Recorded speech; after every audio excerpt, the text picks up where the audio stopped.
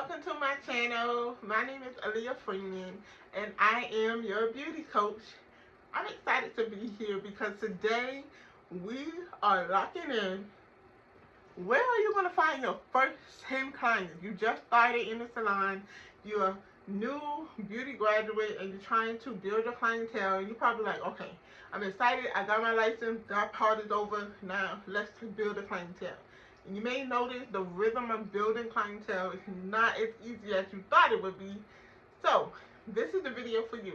You're an emerging beauty professional, you're coming out of commission base, or maybe coming out of a chain salon and you want to build your own clientele. You'll notice that most of those clients won't follow you, so you got to do it on your own. How are you going to get that done?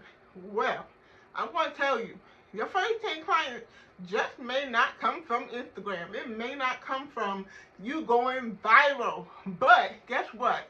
I got some strategy for you on how you can get locked in your first 10 people as you start as a beauty professional. So, let's talk about exactly where you're going to find these 10 people. First and foremost, let's talk about how you're going to attract them. Well, it's not going to come from popularity, but I can guarantee you it's going to come from you building effective relationships, okay? You see me looking down, I'm just looking at my notes. So, know that they're going to come from you building the relationships, okay? This is what this business is all about. Beauty business is all about building relationships. It's the foundation of what you do as an artist, alright?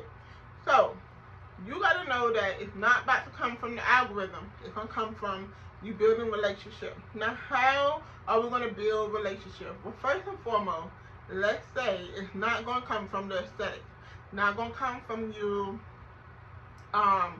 just having a pretty space or you working at the top salon. It's not going to come from you having a bomb, beautiful Instagram page. It's going to come from you connecting and building relationships. Alright? So, now that we have adapted that mindset, the next thing, let's talk about where the first 10 people can actually come from. First and foremost, let's think, how can people see that you do what you do? So, I would say the first thing is to have a model card. You can start with those around you, from your family, your friends, those who support your journey, and allow them to come and just be a model. Now, when I first started, I wanted to plant a seed into what I was doing. So I gave the model call experience away for free. Now, what the models had to do, they had to agree to post on social media, they had to agree to share with their friends, and they also had to agree to leave me a review, written in video form, on my platform, on Google, or whatnot. We used those reviews to start the foundation of what I was trying to build. And then also too, I allowed them to give me a personal review. This is where they were actually able to give true feedback on how their experience was, things that they suggested should be better, and they just gave me some support on what I was trying to build. So that's how I got started. Now, you have the option to give this for free. We do know, as you give, you gotta receive it back, right? So, that is the principle of giving. Give and it shall be given back to you. So, you can give also a discount of the service. If you don't want to give it completely free, discount the service and give it to those models. Now, also too, you want to practice on clients, practice on friends, practice. That's the thing. As you are practicing, you want to take pictures, capture videos, and make sure that you are getting all of the content created so that you can strategically use it on your social media platform. Now, lastly, you're going to know that it's all about how you show up in the season of building that's going to actually be the proof that you're worthy and ready to stand when the clients come. So make sure that you're being consistent. You're showing up consistently in this part of the journey because this is what's going to shape you as you become. Alright, so now what you gotta understand is that conversations are more effective than you just posting. You don't want to just post glamorous work on social media. People aren't really interested in that anymore. People like to feel connected to your post. So be sure that you pay attention to conversations that are being had during the service or the connection with you and clients, or you and those that you're talking about the services that you offer. You notice that there was a really good conversation that when you were sharing about product knowledge, or when you were sharing about cutting the hair, or whatever it is that stood out to you during the experience of offering services. You want to share that in storytelling or in an effective conversation on social media, because this is what's going to get your people to be alarmed and alert to what it is that you're doing. This is how clients start to watch you. Now, I gotta tell you, on social media, clients are going to watch you for a while before they book with you. Why? Because they're observing, they're taking note. Who are you? What do you do? Why are you doing what you're doing? What sets you apart? All of this stuff matters, and they are paying attention. And so this is why you want to be sure that you are executing these things so that people are aware of who you are. Okay? Alright, so next and foremost, we're still talking about conversation, right? So let's talk about you having a conversation with a potential client. You go into a grocery store and you see someone, you're like, oh man, I need to give them a business card. But before you give them a business card, here's what I want you to do. I want you to take note, all right? So you're going to go and approach the client and ask them, how are they? Introduce yourself. But then I want you to ask them a question. Do they have a hairstylist? Do they have a makeup artist? Do they have a nail tech? You want to ask them. And then when you ask them, if they say yes or no, this is the direction you want to flow from the question. If they say yes, then you want to consider asking them, what do they like most, or what do they don't like about their stylist or their nail tech or whoever. And what happens is you listen to their response. Now, I want you to know, this client is going to be dropping gems for you. They're going to be letting you know what they like. And so you take note of that, because you can consider some things within your experience that you offer. And then also, too, you want to take note of what they say they don't like. Now, if they don't end up telling you what they don't like, that's fine. They may really be solid and really like the experience with the person that they're going to, and that is completely fine. But if they say they don't like something, I want you to take note of what that is. So be sure that you aren't offering this within your experience with your client. Or if it's something that they just don't understand, that is the perfect opportunity for you to explain, to educate, to let clients know, well, here's how a why professional does this, or whatnot. You know, because a lot of the time, some clients, they may not like something due to them not understanding. And so if that is the case, then that's different. But if it's something that is an experience matter of something that you can offer, this is the perfect opportunity for you to pick who you are and what you do. Last but not least, you want to ask them exactly, have they ever considered going to someone else? And when you ask them that, this is going to allow them to think, well, I never thought to go to someone else, you know, because clients can be they can be locked in being loyal more so than result. I've seen clients continue to go to people just due to familiarity, popularity, or due to loyalty. And loyalty is a good thing, but then it can be a bad thing, because sometimes in life, we have to shift. We have to make a change in order to see results. And the thing is, if you're initiating change with a stylist, if the client is initiating this is what they want to do and they're not getting those results, then it's an opportunity for them to try someone different. And so that opportunity can come sometimes. Now, you have some clients that hop around to different people. We're not talking about them, but we're talking about people who have been committed to going to a certain place for a certain amount of time, and they're not getting the result. And so here you are, fresh, new, and you want to offer that experience to them. I guarantee you that Target is not worried about if Walmart clients are loyal to Walmart. They're going to pick their service, they're going to pick that experience, they're going to pick the value of what they offer, and their target audience, the people that they are talking to, going to recognize their language, and they're going to make that initial turn, they're going to make that initial purchase of what it is that they want. Okay? So you got to look at this as an opportunity of not selling, but this is an opportunity to connect and speak to your people. Okay? Now, if you've done this and it did not work, it did not connect, it's fine. You can give them a card and they just may spread the word to the next person. So, if they seem like they're locked in on their stylist, that's fine. You tell them. Tell them specifically. If they know anyone that needs services, you give them that card.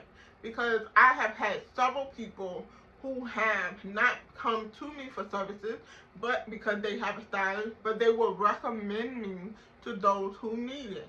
So this is what it's all about. You pitching and offering the service of what it is that you want to do, and then from there, they can decide if this is something they want to do. It's no pressure, just connecting and having conversation. Okay? Alright, so next we want to talk about referrals. One good experience can open up the door for 3 to 5 referrals. Okay? 3 to 5. It depends on if the person is well known.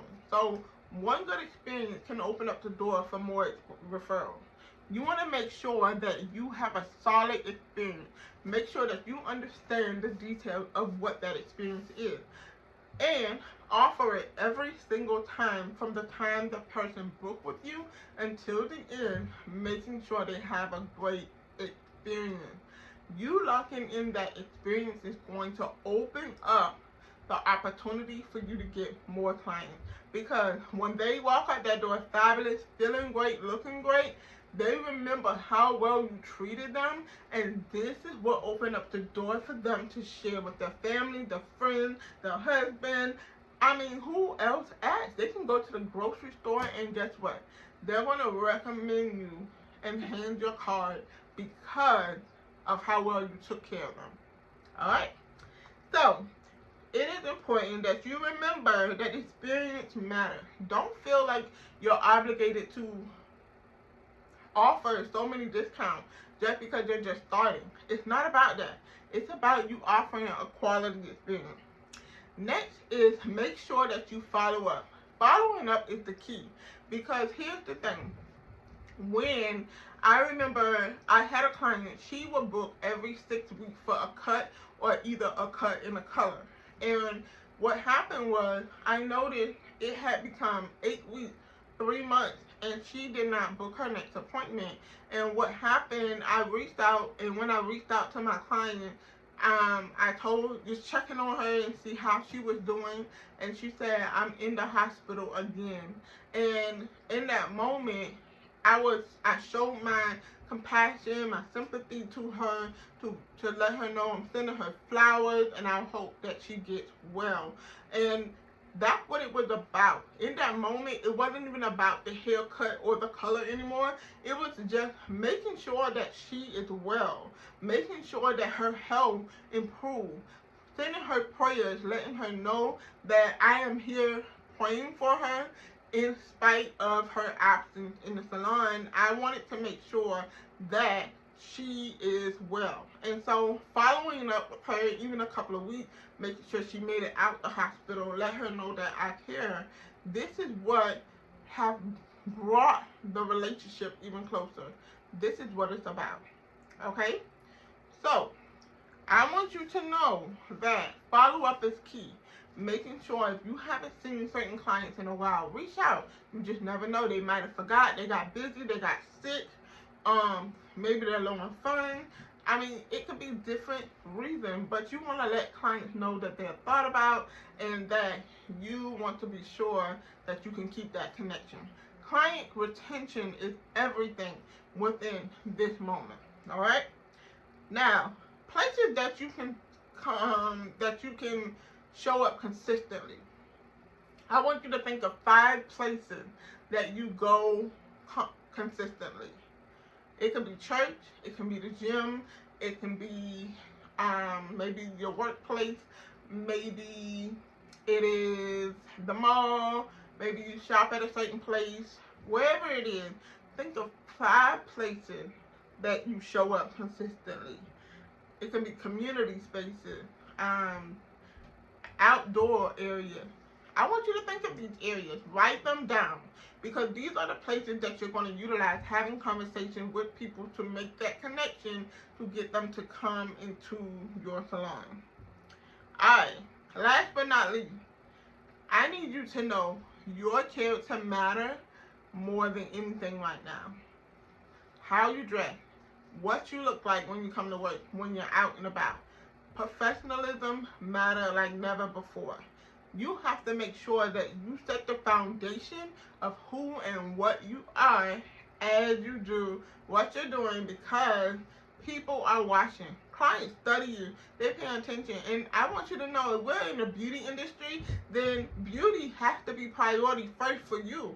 You must look the part in order to be able to inspire your clients to want to look the part. So make sure that your professionalism matters. People are watching how you speak, how you communicate. Are you listening, or are you just talking your side? Did you remember something that they told you once before? Did you make a mistake? How you handle your mistake? Like, they want to be sure. They want to be sure that you are professional. And they also pay attention to how you honor your time. Are you on time? Are you early? Are you late?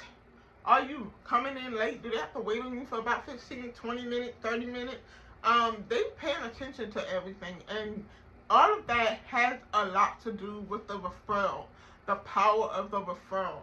So be sure that you are being professional and that you are taking into consideration of your character. Now, what's not going to work? You cannot be around here and wait until your products are all stocked, or you have the most expensive tools. And if you don't have those things getting started, start where you are. I remember when I came out of beauty school, I started with my kit. I had my kit and I worked with that until I started making some money to invest in better tools. It is absolutely okay. I'm telling you, you can still start where you are and work your way to where you go. You don't have to wait till you have everything in place, but you do have to have what you need to start and invest as you go. Do not overwhelm yourself trying to be perfect, trying to look like the person next door to you. Be sure you're not comparing yourself to other stylists, because listen, I'm telling you, you're going to be wasting your time trying to perfect things versus starting where you are and learning from your mistakes, growing from your mistakes, and investing in your business. Last but not least, don't chase the trend. There are going to be so many different trends out there. It is not about can she do all the trends. It's about you being able to pick one thing that you want to offer and start to work and build your business that way. When you do that, this is how you're going to build an effective business. Okay? Alright, so I hope you guys was encouraged. I I am very passionate about bridging the gap between beauty school and the salon. And so my job is to make sure that you have everything, the foundation of building a solid business as you are growing in the industry. I know you have so many goals as a beauty pro, growing as a beauty pro, but my goal is to make sure that you have the foundation to get where you need to go. And that is going to require you being sure that you have the structure, the strategy, and the ability to put the right things in place so that you can get where you want to go. I hope this video was effective for you. Do me a favor, like, comment, and subscribe to this video, and share it with someone who you know that is going to help. Drop a comment in the comments below and let me know how this video have helped you. Be sure to let me know what parts have been very helpful to you. And I want you to know as well that when you put these strategies in place, let me know. Come back and let me know how it has helped you. And if you are in need of additional help, be sure to visit my website, www.learn.educatebeauty360.com, and this is where you can book for one-on-one coaching, or you can sign up for my mentorship program, which is a 90-day program that's going to help you position yourself in the industry and build a solid foundation in your business. So be sure to connect with me. I'm always putting out resources that will be able to help you as a in the beauty industry so that you can grow. Thank you so much. I look forward to sharing more tips and information with you, strategies that's going to help you build your beauty business.